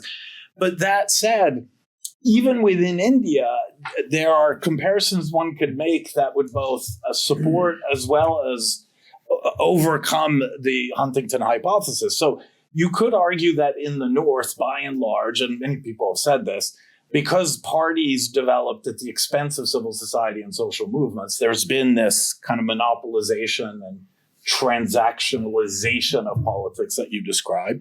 But in the South, we see something really different. And this is my asterisk. You presented the story of Indian, and understandably, given limited time, et cetera, as a story of Indian democracy, but there are multiple stories. And indeed, in the South, you could argue that the sequencing was the reverse of the North, that the movements, in particular, the anti-caste movements, the Dravidian movement, the temple entry movement in Kerala, the sort of bottom-up mobilizations preceded democracy. And so by the time democracy is introduced, the parties are all almost by definition social justice parties. And we have precisely the kind of politics and social blocks that you're alluding to when you talk about building a counter-hegemony in the current period, right? So I just wanted to inject the usual North-South distinction to get you to reflect on that and what it means for how you're thinking about, and this is the second point, the idea of reclaiming democracy, which I think is a brilliant way of rephrasing the current debate. But it does beg the question, in order to reclaim democracy, and you do address this, but again, I just want to push you a little bit more.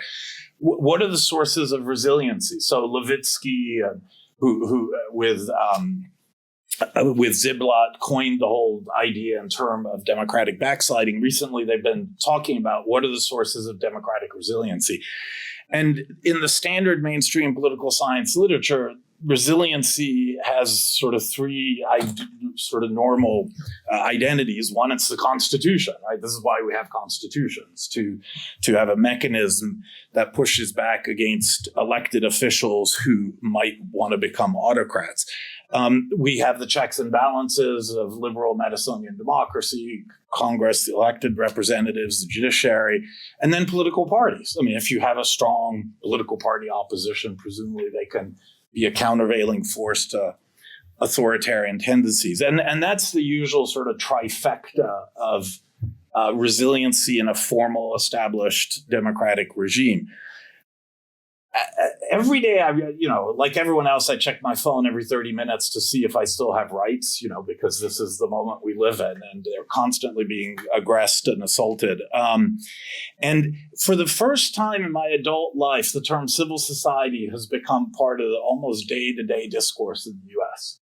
And it reminds me of what Gramsci said about democracy. He says, the fish never talk about the water. In countries like the United States, where we take democracy for granted, we stop talking about resiliency because we just assume it's consolidated. Now, all of a sudden, that it's threatened, not only are we discovering that the traditional tripod of resilience, institutions, the Constitution, political parties, are not enough, we're rediscovering civil society. And it's really interesting, right? And we could have learned a lot if we had been paying a little more attention to what happened in Brazil under Bolsonaro, or what's been happening with the current regime in India. Because, of course, the one thing that, for me, defines an authoritarian regime more than anything else is the frontal assault on civil society. And of course, we're witnessing that in spades in India. To that, I would also add, as you did, I was going to say federalism, you said regionalism, but also pro-democratic social forces. And in the Indian context, you talked about farmers, potentially the youth. I want to add a few more. But for me, that's sort of the list, right? 6 different things. And again, this is just an invitation for you to reflect more, again and more on where are the true sources of resiliency. Because clearly when Rahul Gandhi was here last week, about 2 weeks ago, he basically said the institutions are gone. And well, maybe the Congress is a source of opposition, maybe it isn't. But then that also begs the question of what is the current state of civil society and regionalism, which you've already commented on. And that leads me into a third set of comments. And here I have to drag Gramsci into the conversation because you did. You use the term social bloc, Gramsci, counter-hegemony, Gramsci, and this whole idea of bringing culture back into how we understand politics. And of course, Gramsci's been a big part of the conversation about politics in Indian academic literature. But I do think that's exactly the right way of framing it. And so again, I just want to push you a little. So Gramsci, who, by the way, and this is really funny because in the prison notebooks, he never, ever used the term counter-hegemony. But everyone who reads Gramsci read into the theory, a theory of counter-hegemony. And there was really 2 elements to it. One is the cultural dimension, which you spoke about. The other is what he called occupying the trenches of civil society. And specifically, what he also called, using military metaphors, the war of position. So you don't want a frontal assault on the state, but you have to sort of build up your capacity in the trenches of civil society, which is in a way precisely how the current regime did come to power, right? Before triumphing in the electoral arena, they occupied the trenches of civil society. So that, again, raises a whole set of questions about the, quote, state of civil society in the Indian context. And here in particular, I have a question about the Congress. Because if we're going to think of the Congress as the key formation in some sort of counter-hegemonic social bloc, it brings to mind for me parties like the Workers' Party in Brazil or social democratic parties in the European context, which concretely coordinated interests across different class segments, the famous Red-Green Alliance in Scandinavia. And in Brazil, what the PT did is a workers' party that was rooted in the unions. Lula himself was a unionist, but they built bridges to the rest of civil society. In fact, a lot of the PT activists came out of civil society organizations. That's not how the Congress is configured at all. So that, to me, raises a lot of questions as a central political actor that many would see as, and you yourself identified it as such, as being the sort of nodal point in this counter-hegemonic social bloc alliance. Can it really get the job done given its historical lack of organic links to civil society organizations? And then on the cultural question, and again, I think this is a really powerful set of insights. And you have a quote in the text that I want to read, because I think this really gets to the heart of the challenge that the left forces face in contemporary India. You say, an open disavowal of deracinated and culturally and an open disavowal of a deracinated and culturally empty secularism. That has to be at the heart of the new cultural project of reappropriating nationalism from the BJP. And here again, just to push you, what does that actually look like? So Gramsci and this is all translated from Italian, and God knows he was writing on toilet paper and it was being reproduced.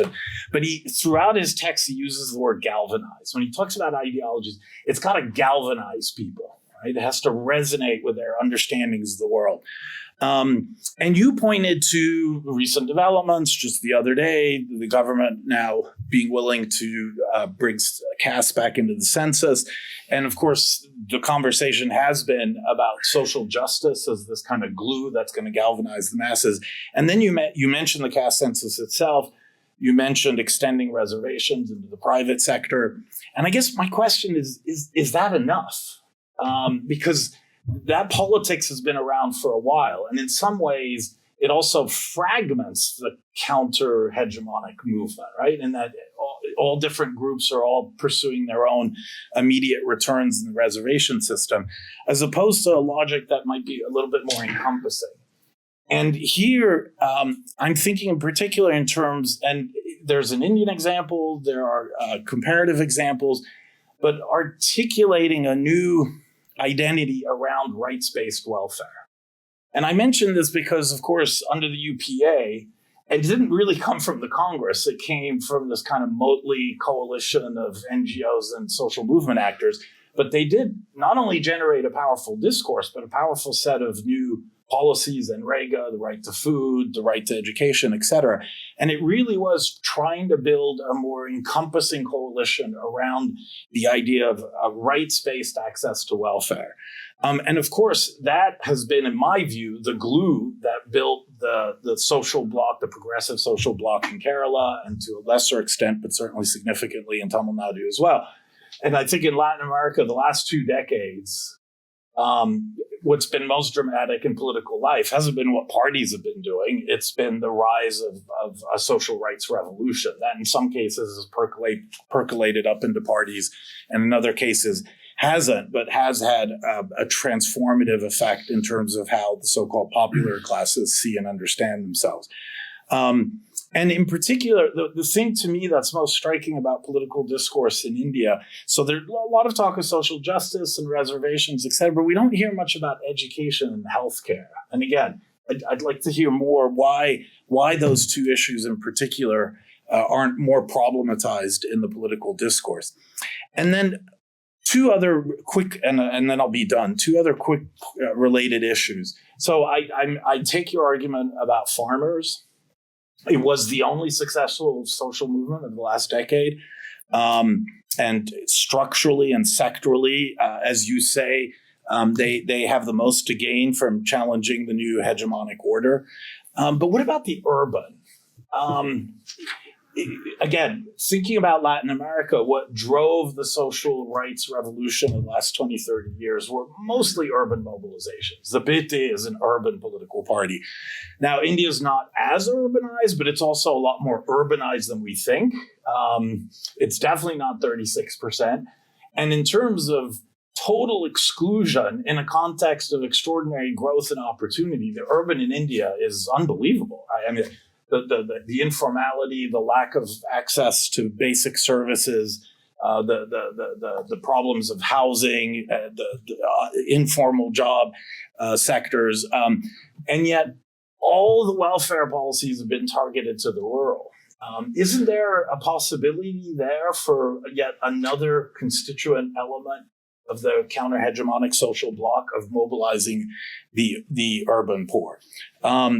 And in the Latin American context, of course, this was literally called the politics of the rights to the city, right? So again, an extension of centering social rights as part of this counter-hegemonic movement.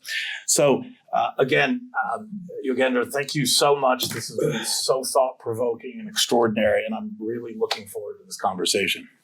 Thank you.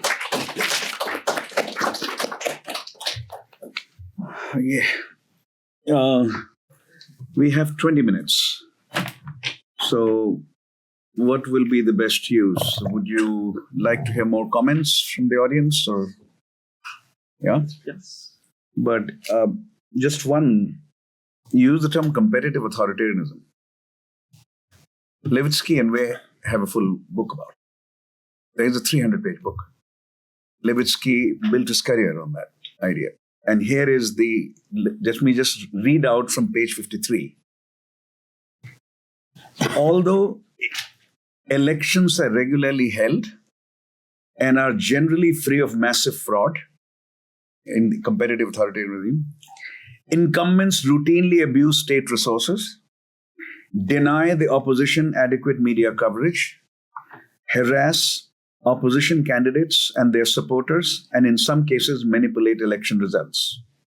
Yet, they fall short of full-scale authoritarianism. Although incumbents may manipulate formal democratic rules, they are unable to eliminate them or reduce them to a mere facade. It's 100% to what we are looking for. This is the argument. And in the latest essay that he's written, Foreign Affairs, Levitsky, a month ago, it came out, March, a month and a half ago, he says now this model applies to United States of America. And Trump 2.0 is competitively authoritarian. It's gone beyond, he said, he also used the term democratic backsliding with Ziblatt, right? That term was, when civilian politicians use democracy to undo democracy, as opposed to military capture, right? Which used to be the way in the 60s and 70s, the democracies would die. But now the civilian politics do that, right? Politicians do that. And then, so now he's saying this when democratic backsliding reaches this stage, let's simply call it competitive authoritarianism, not full-scale dictatorship, and an inability to bring into being a full-scale dictatorship also, which has been your point, actually, right? An inability to do so. There's something still about democracy that either institutionally or culturally or in terms of belief system remains very valuable. And even if the very fact of cloaking your motives in a democratic clothing, right, is an indication of how hard it is in so many of these societies to become a Putin, and how hard it is for Mr. Modi to become a Putin, right? Anyway, with this, just to go on, and other things we can discuss later, but let's open up. Prerna has a question. Let's start with her, and we'll come to you. Thank you so much, Yogendraji. It's always a pleasure. You began with this idea of concepts masquerading as becoming something else, and so I think it's always interesting because you're described quite rightly as a scholar, as an activist. But sometimes I think the kind of masquerading concept underneath, which does come out in the not so many years, but the many years I've known you, is a patriot. And I think in many ways, it is a word that is used and abused, as you said. And so I just wanted to kind of take that part of you, which I think is perhaps less explicit, but I think very important to the core of so much of what you've done, which is, we have to get the country right. So I think you rightly pointed out that the issue has been an ideational failure. It is an ideological and ideational battle that has been won. We all know about the undermining of institutions, the Election Commission and others, but as institutions have been undermined, certain ideas that were unthinkable in the India that, for instance, I was growing up in have become hegemonic. So, and I was really grateful to you for kind of really emphasizing the kind of ideational challenge that lies ahead as well. But I think in some ways I'm both grateful but also a little uneasy, because I think where in many ways I'd like to push you towards is to kind of think a little bit more deeply altogether about what that would look like. And so you began by saying that, nationalism and secularism, in some ways, you give up on it ideationally, because you say we can't use those terms, we can't go there conceptually, because in some ways, wittingly or unwittingly, we can't play on that turf, because just simply playing on that turf is going to strengthen the kind of hegemonic idea of nationalism. And I just wanted to kind of, hear a little bit more about that. And in particular, about to kind of link this to say, okay, so if the challenge is ideational, but where the resources, as Patrick said, of kind of what is democratic resilience. And you pointed to the farmers' movements, for instance, and you also pointed to the kind of regional divide in that the present regime has been less able to, for instance, make inroads into the South. But I think what joins the South and the farmers' protests, which you highlighted separately, and also links it to the East, is that almost all the resistance and the kind of counter-hegemonic mobilization has come from areas that don't speak Hindi. So the farmers' movement, as we know, is a Sikh movement. It's mostly a movement, not only, of course, that's based in Punjab. We think of Bengal, and we think in some ways also of the South. And so these are also linguistic identities. And so there is a kind of alternate idea. So when you give up on nationalism and you give up, and we know, going back to Benedict Anderson, and you're really a scholar of political theory, and you've written the book State Nation, which Professor Varshni mentioned, which is all about how India is a state nation because it doesn't have a single hegemonic language. So to kind of push you back to the state nation theory and to the fact that the resistance comes from these areas, these movements that in some ways are countering a kind of hegemonic national narrative. Is it that we have to give up on nationalism itself, or is there the makings, particularly by linking the possibility of resilience in the farmers' movements to that in the South, to an alternative idea of modernity? And, Patrick mentioned Professor Banerjee, but, you have in-house someone who talks a lot about what does it mean to kind of have modernity within tradition. And so I guess I'm just like, I completely agree that the challenge is ideational, the project is ideational, but I'm not sure that we still quite have those building blocks of what that ideational project is. And that, the challenge is to kind of link the ideational and the institutional. We don't have a cadre-based party in the Congress. Rahul Gandhi's visit made it quite clear that he's not interested in investing in this enterprise. So then, how is it that this kind of recovering a country, reclaiming a country can happen? Would you say something about whether farmers' movement can be interpreted as an anti-Hindi movement? Would you like to say something about that? Should I just take it together? Yeah. Maybe one more question. Would you also introduce yourself? So I introduced Prerna because I know her. I don't know you. Hi, I'm Samyak. I'm a freshman at Brown University. I'm from Singapore. And my question is really about the rural-urban divide in India. So my parents are both from UP. My mother grew up in Meerut, and that seat stayed with the BJP. My dad grew up in near Kirana, in a kasbah called Khandla, and that seat flipped to the Samajwadi Party. So I'm really curious about whether there are any patterns that can be elucidated between this divide that exists between urbanized India and rural India, because in most Western liberal democracies, the urbanized areas are the ones that are to the left of the center, whereas the rural areas are the ones that are to the right. Whereas in India, I would say, insofar as you can even define Congress and BJP as having any kind of political ideology, it seems to be flipped. So what is your perspective on that, especially through the Bharat Jodo Yatra? One more, maybe? Yeah. From Data Science Institute at Brown. So, I mean, first of all, very enlightening lecture. Thank you. So you talk about these various blocks. Okay. I am not sure that they have the same interests in common. Okay. And then you talk about a narrative. Okay. A unifying narrative. But what reason do you have to think that they all would adopt that narrative? And why would they? I'm thinking of Maoism. I'm not saying these people are Maoists, but Maoism in India did provide a narrative to many groups that was not necessarily democratic. So do you see, how do you see this holding together so that it would become part of a reclaiming democratic project? Next round after Yogen's answers, if we should have time, I think. Thank you. 10 minutes left. Thanks, first of all, to Patrick for such careful reading and such supportive reading, and yet pushing in his own gentle way. I should begin by saying something, which is that, you see, honestly, all that I'm trying to do is to answer one question. I used to be a political scientist. I wrote about India. I used to do the standard stuff. And then this India collapsed in front of my eyes.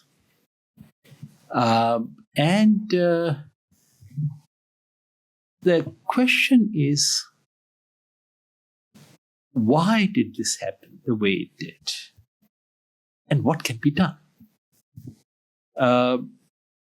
All that I'm trying to do is simply trying to answer these two questions, some of which may produce some academic knowledge, some of that may appear completely trashy and, the usual stuff. And as a result, I've also been out of touch with much of the academic literature produced, which I, need to draw upon, learn from. But all that is simply an attempt to answer this one question. So I happily take on that compliment of being patriot. I do feel that, the word patriot has been reduced in a in many ways. But that is what our academic knowledge and wisdom, etc., should contribute to. And unfortunately, no, I know. Of course, I know that. Yeah, sure. So all that. So in a sense, it's my concern as a citizen, which drives whatever I'm saying here. Patrick, of the many questions, I'll pick only one or two. On the civil society question that you raised, it's a very important question about India. I think we need to divide civil society itself into many components, each of which has different strengths and weaknesses. NGOs, which are funded, they've completely surrendered. All of them, without an exception. Trade unions have not surrendered, but they have been sidelined by history. Community organizations is where some resiliency is there. Strangely, I mean, this is, and non-party political formations. That's where there's a very peculiarly Indian term for political groups, which do not call themselves party, but which take a political position. So some parts of civil society have that resilience, others are not. But you are absolutely right. Parties like the Congress. I mean, Congress cannot simply be compared to PT. That's the kind of linkages PT had with those social groups and so on. I mean, that has to be a dream project for the Congress, maybe a dream project for Rahul Gandhi as well. But it's nowhere there. And that's the real problem today. That's why you need to separate the political project, electoral political project, from the building of social blocks project. Normally, it should not be the case. But that's unfortunately the case today. Huntington. Any thoughts? I think I would reframe the question. It came from a surprising source. That no friend of Huntington either. Came from a surprising source. But No. But it draws upon what I said. So it's a very legit question, I think. Right. I would simply say that instead of posing the question like, what is it? What are the preconditions of the possibility of democracy? I would simply turn that into a descriptive condition, which is a descriptive question, which is to say, when the earlier question used to be, unless you have A preceding B and C preceding A and B, you would not have X. Right. I don't think it was a good way of posing the question, but there was a historic insight in that, which is to say, the manner in which, the sequence in which A, B, and C appear has serious consequences for X, Y, or Z that actually comes into being. And which is the insight we must retain, however anti-Huntingtonian we are.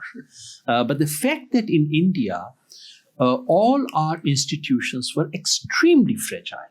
For the 70 years, it's not just Mr. Modi or BJP.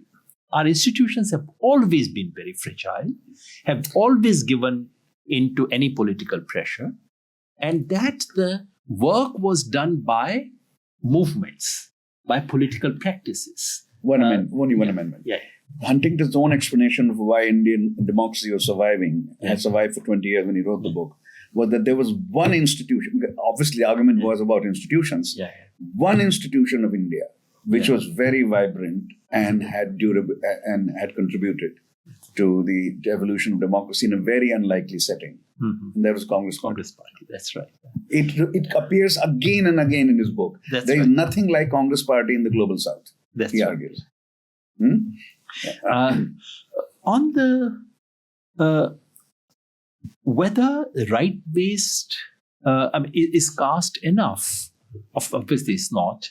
Whether right-based, why not think of education, health, right-based movements, etc.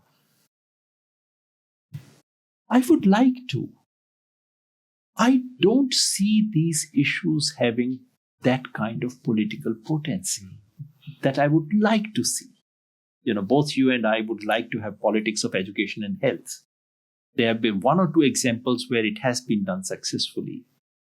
In the context of the counter-hegemonic project in the short-term counter-hegemonic project, if you raise the issue of education by combining it with unemployment, then it has some this thing.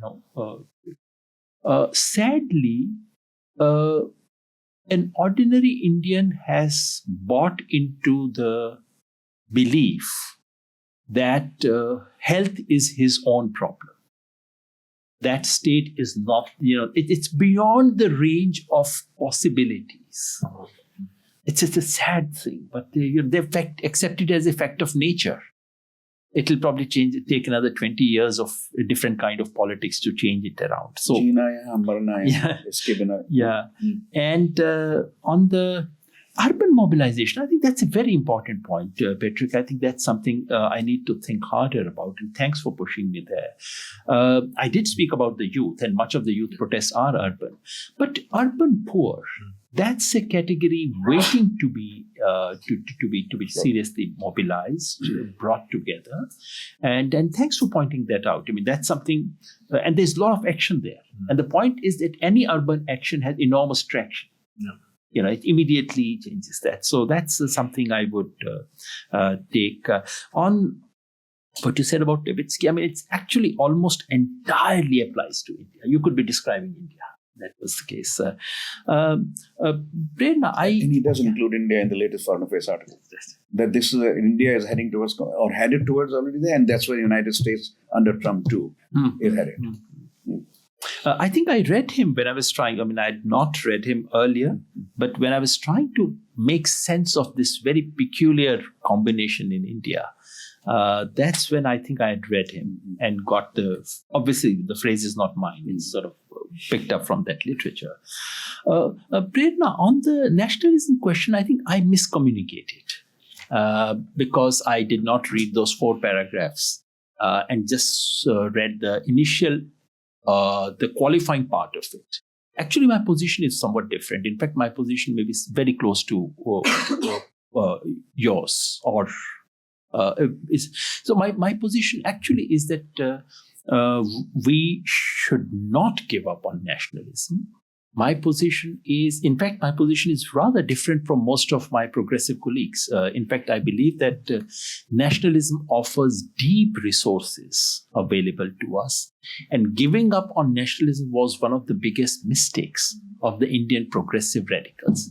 In fact, I go on to say, not just nationalism, the 3 things that I should have spoken about is in the ideational recovery project, there are 3 nodes to it. One is recovery of nationalism, because Indian nationalism, we've vicariously taken on the guilt of German nationalism. That is not our problem. Indian nationalism is a very different, it's a positive nationalism. My nationalism connected me to Palestine. My nationalism connected me to South Africa, to Latin America. My nationalism never pitted me against my neighbor. So why should I feel guilty or awkward about the word nationalism? That's why I never use the word Hindu nationalism, because I don't want to give up on this word nationalism. It's my strength. So we're there on that. The other 2 things that I should have mentioned were, in fact, that would provoke even greater discussion at some point. Second is about giving up on Hindu religion. While secular progressive people picked up positives from other religions, somehow, I think largely because of the caste system and our critique of the caste system, there has been inability to relate positively to the various cultural resources that come to us from Hindu religion. That, I think, was also a serious mistake, because Hinduism is an ocean. You can reject 1,000 things there and still pick up a lot. So that's the second thing. And third was generally a sense of civilizational pride. Every civilization has it. Every civilization deserves it. And having a sense of civilizational pride doesn't mean that you accept every nonsense that comes from the past. And that's a beautiful thing that modern Indian political thought did. It taught us how to put many things in the dustbin without being awkward about our past and our cultural heritage. So I really think that these three things, when I say we, it is liberal, secular, progressive people, in a sense, handed it over to the BJP and are now saying, oh my God, what do I do? On the farmer movement and the language connection, I would have a different reading. Partly because I participated, so I have some sense of that. On that, we are probably slightly. But I do take the point that that Indian nationalism providing space for articulation of regional identities, which were not seen to be conflicting with nationalism, is one of our biggest resources. We need to use that. Two quick things. Urban-rural, the evidence actually in India is that BJP does better in urban areas. And it's not just urban-rural. Actually, if you simply map privileges, wherever you have privileges of any kind, urban-rural, economic, caste, gender, BJP does better there. So that's the thing that we get. And finally, it's a very interesting question, sir. Why should we expect all these different groups to buy into the same narrative? Normally, they wouldn't. Normally, farmers, I was in the farmers movement. Within farmers, many farmers actually opposed Manrega. Many farmer unions opposed Manrega as a scheme. They said, and that is meant for agricultural workers. So to begin with, all these things do clash. And to my mind, the task of politics is precisely to articulate things in such a way as to get them to align. That's a political task. It doesn't happen automatically. But with effort in farmers' movement, we finally got the famous farmers' movement of 13 months outside Delhi. The movement actually included that in its charter of demands to say Manrega should have 200 days. It's an extraordinary thing for a farmers' movement to say. 200 days. Yeah, they demanded 200 days of Manrega, farmers' movement. Earlier they used to think, ये तो हमारे मजदूरों का दिमाग खराब कर दिया इस movement. Correct. इसने तो. But now they demanded it. So it's about that's the task of politics. Yeah. Natalia and Pawan, can we extend this by how many minutes can we get? 5? Maximum 4:15 we have to clear out. So we have 4 or 5. Let's see whether there's a next round of questions. Yeah, there is this contractual issues here, but there's another meeting happening soon. Okay. Another lecture. So anybody else? So on farmers' movement, I think we've had this discussion before. You were part of that webinar that we had. There is this historically robust development, historically anchored development theory question. It's not just a theory question, it's a historically anchored development theory question. That farmers, you cannot benefit the farming population if it's very large by keeping them on land. It's a paradox of development theory. But it's the paradox is explained historically. The land cannot support very large populations at an increasing level of income or welfare as families become larger, unless there is a transition to urban economy. And I can give you, since I've written about this, and so me, the question has always been, this was a debate I ran into even with Jim Scott on Weapons of the Week, one of the finest books I've written, but with this problem, the problem that I'm enlisting for you. So for me, the farmers' protest issue, farmers' welfare issue becomes in a modernizing economy, if that's not the right term, a growing economy, is how do we ensure a successful transition which does not make farmers miserable, but allows them to transition to either a different cropping pattern, which is probably cash crops, right? Which is also well documented, or towards an urban mode of living and migration to the city. In my work on rural India, I would repeatedly come across younger people, younger rural people who would not want to be in the village, except for just emotional reasons. We are from village. We like our village. We would like our village to grow, and village is perhaps much more. Much closer to our emotions than as the city can be, but city is where the opportunities are, right? It's not only a question of wearing jeans and wearing, t-shirts instead of kurta pajama and all that. That's an unreal question. The real question is opportunities will be in a growing economy in the city more of them than and even China through township village enterprises, which we can talk about later, but we don't have time here, managed to achieve that transition by minimizing the costs of transition. Malaysia did that. The same Malaysia on the rural condition of which Jim Scott wrote the famous Weapons of the Week.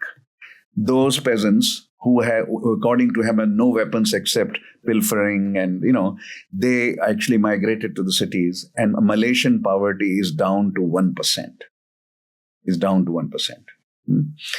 So how would you respond to this challenge for how do we bring a farmers' protest is a real thing. Farmers' welfare we should all be concerned about, right? But can we achieve it by not thinking about the urban as an alternative or at least simultaneously an alternative to the rural? Yeah, so someone pithily said it. The best way to help the farmers is to help them not remain a farmer. That's the main point here. There are three reasons why I disagree. Well, number one, what appears to be theory is actually a condensation of the historical experience of one part of the world, which need not be replicated, which need not be binding on all of us. In fact, the challenge really in thinking about our future is to try and see why. What happens is that the contingent experience of Europe and North America appears like historical inevitability to the rest of the world. I'm citing Malaysia and China also. Yes, sir. I'm just coming to that. Malaysia and China also. Are there alternatives? I think there are two things that can be done. I really do not think India has that option for the simple reason that Indian urban areas they can only offer more misery to anyone who migrates further into urban areas. They are overpopulated, crowded, no space to live, no air to offer, no water to offer. To assume that we have no option except to push more and more people into urban areas in a situation, those historical situations sometimes, I'm not a very good student of history, but they were driven by the pull factor. Urban areas were pulling people out of rural areas. In India, much of this migration is a push migration. There's nothing for you here, go out. We have to think, what can we think are three things. Number one, Indian agriculture needs to be clearly, the manner in which the agriculture is happening today is unsustainable. It has already reached a point of dead end in Punjab. And once it hits that point in Punjab, what can the rest of the country think of? It is unsustainable. We need to think of alternative patterns of agriculture which focus on small land holdings. There have been many experiments. Once again, South India leads like everything else. In many experiments, especially in South India, across about how to make small holding farming viable. Some of these are very, and especially by organizing farmers' cooperatives. That's one. The second is a serious issue, which is that we conflate agriculture versus non-agriculture with rural urban. Mm-hmm. There's no reason why. I mean, number one, Indian civilization, if you look back into history, our villages were not agriculture alone. Village economy, I mean, that we today think of village economy as principally agricultural economy, is probably a product of recent times. There's no reason why village economy cannot be an industrial economy. And by industry, I don't mean large-scale factories and so on. By industry, a lot of small enterprise. So I completely agree that if 70% of India were to live only on agriculture, that's a disaster. It simply cannot happen, But what made urbanization inevitable for non-agriculture was one, transport, second, electricity, third, communication. Today, thanks to technology, all these three are available in rural areas. Why can't we think rural areas as hub of industrialization?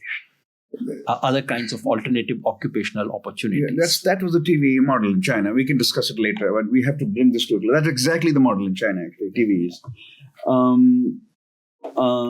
Yes, so it's 4:15, almost there, 4:13. We have to clear out by 4:15. But I hope you'll agree with me. We've had a truly intellectually and politically spectacular afternoon.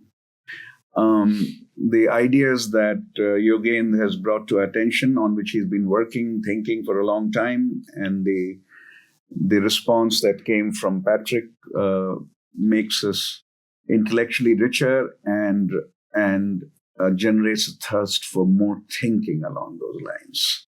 So thank you, Yogendra, and thank you, Patrick. And there is a reception outside.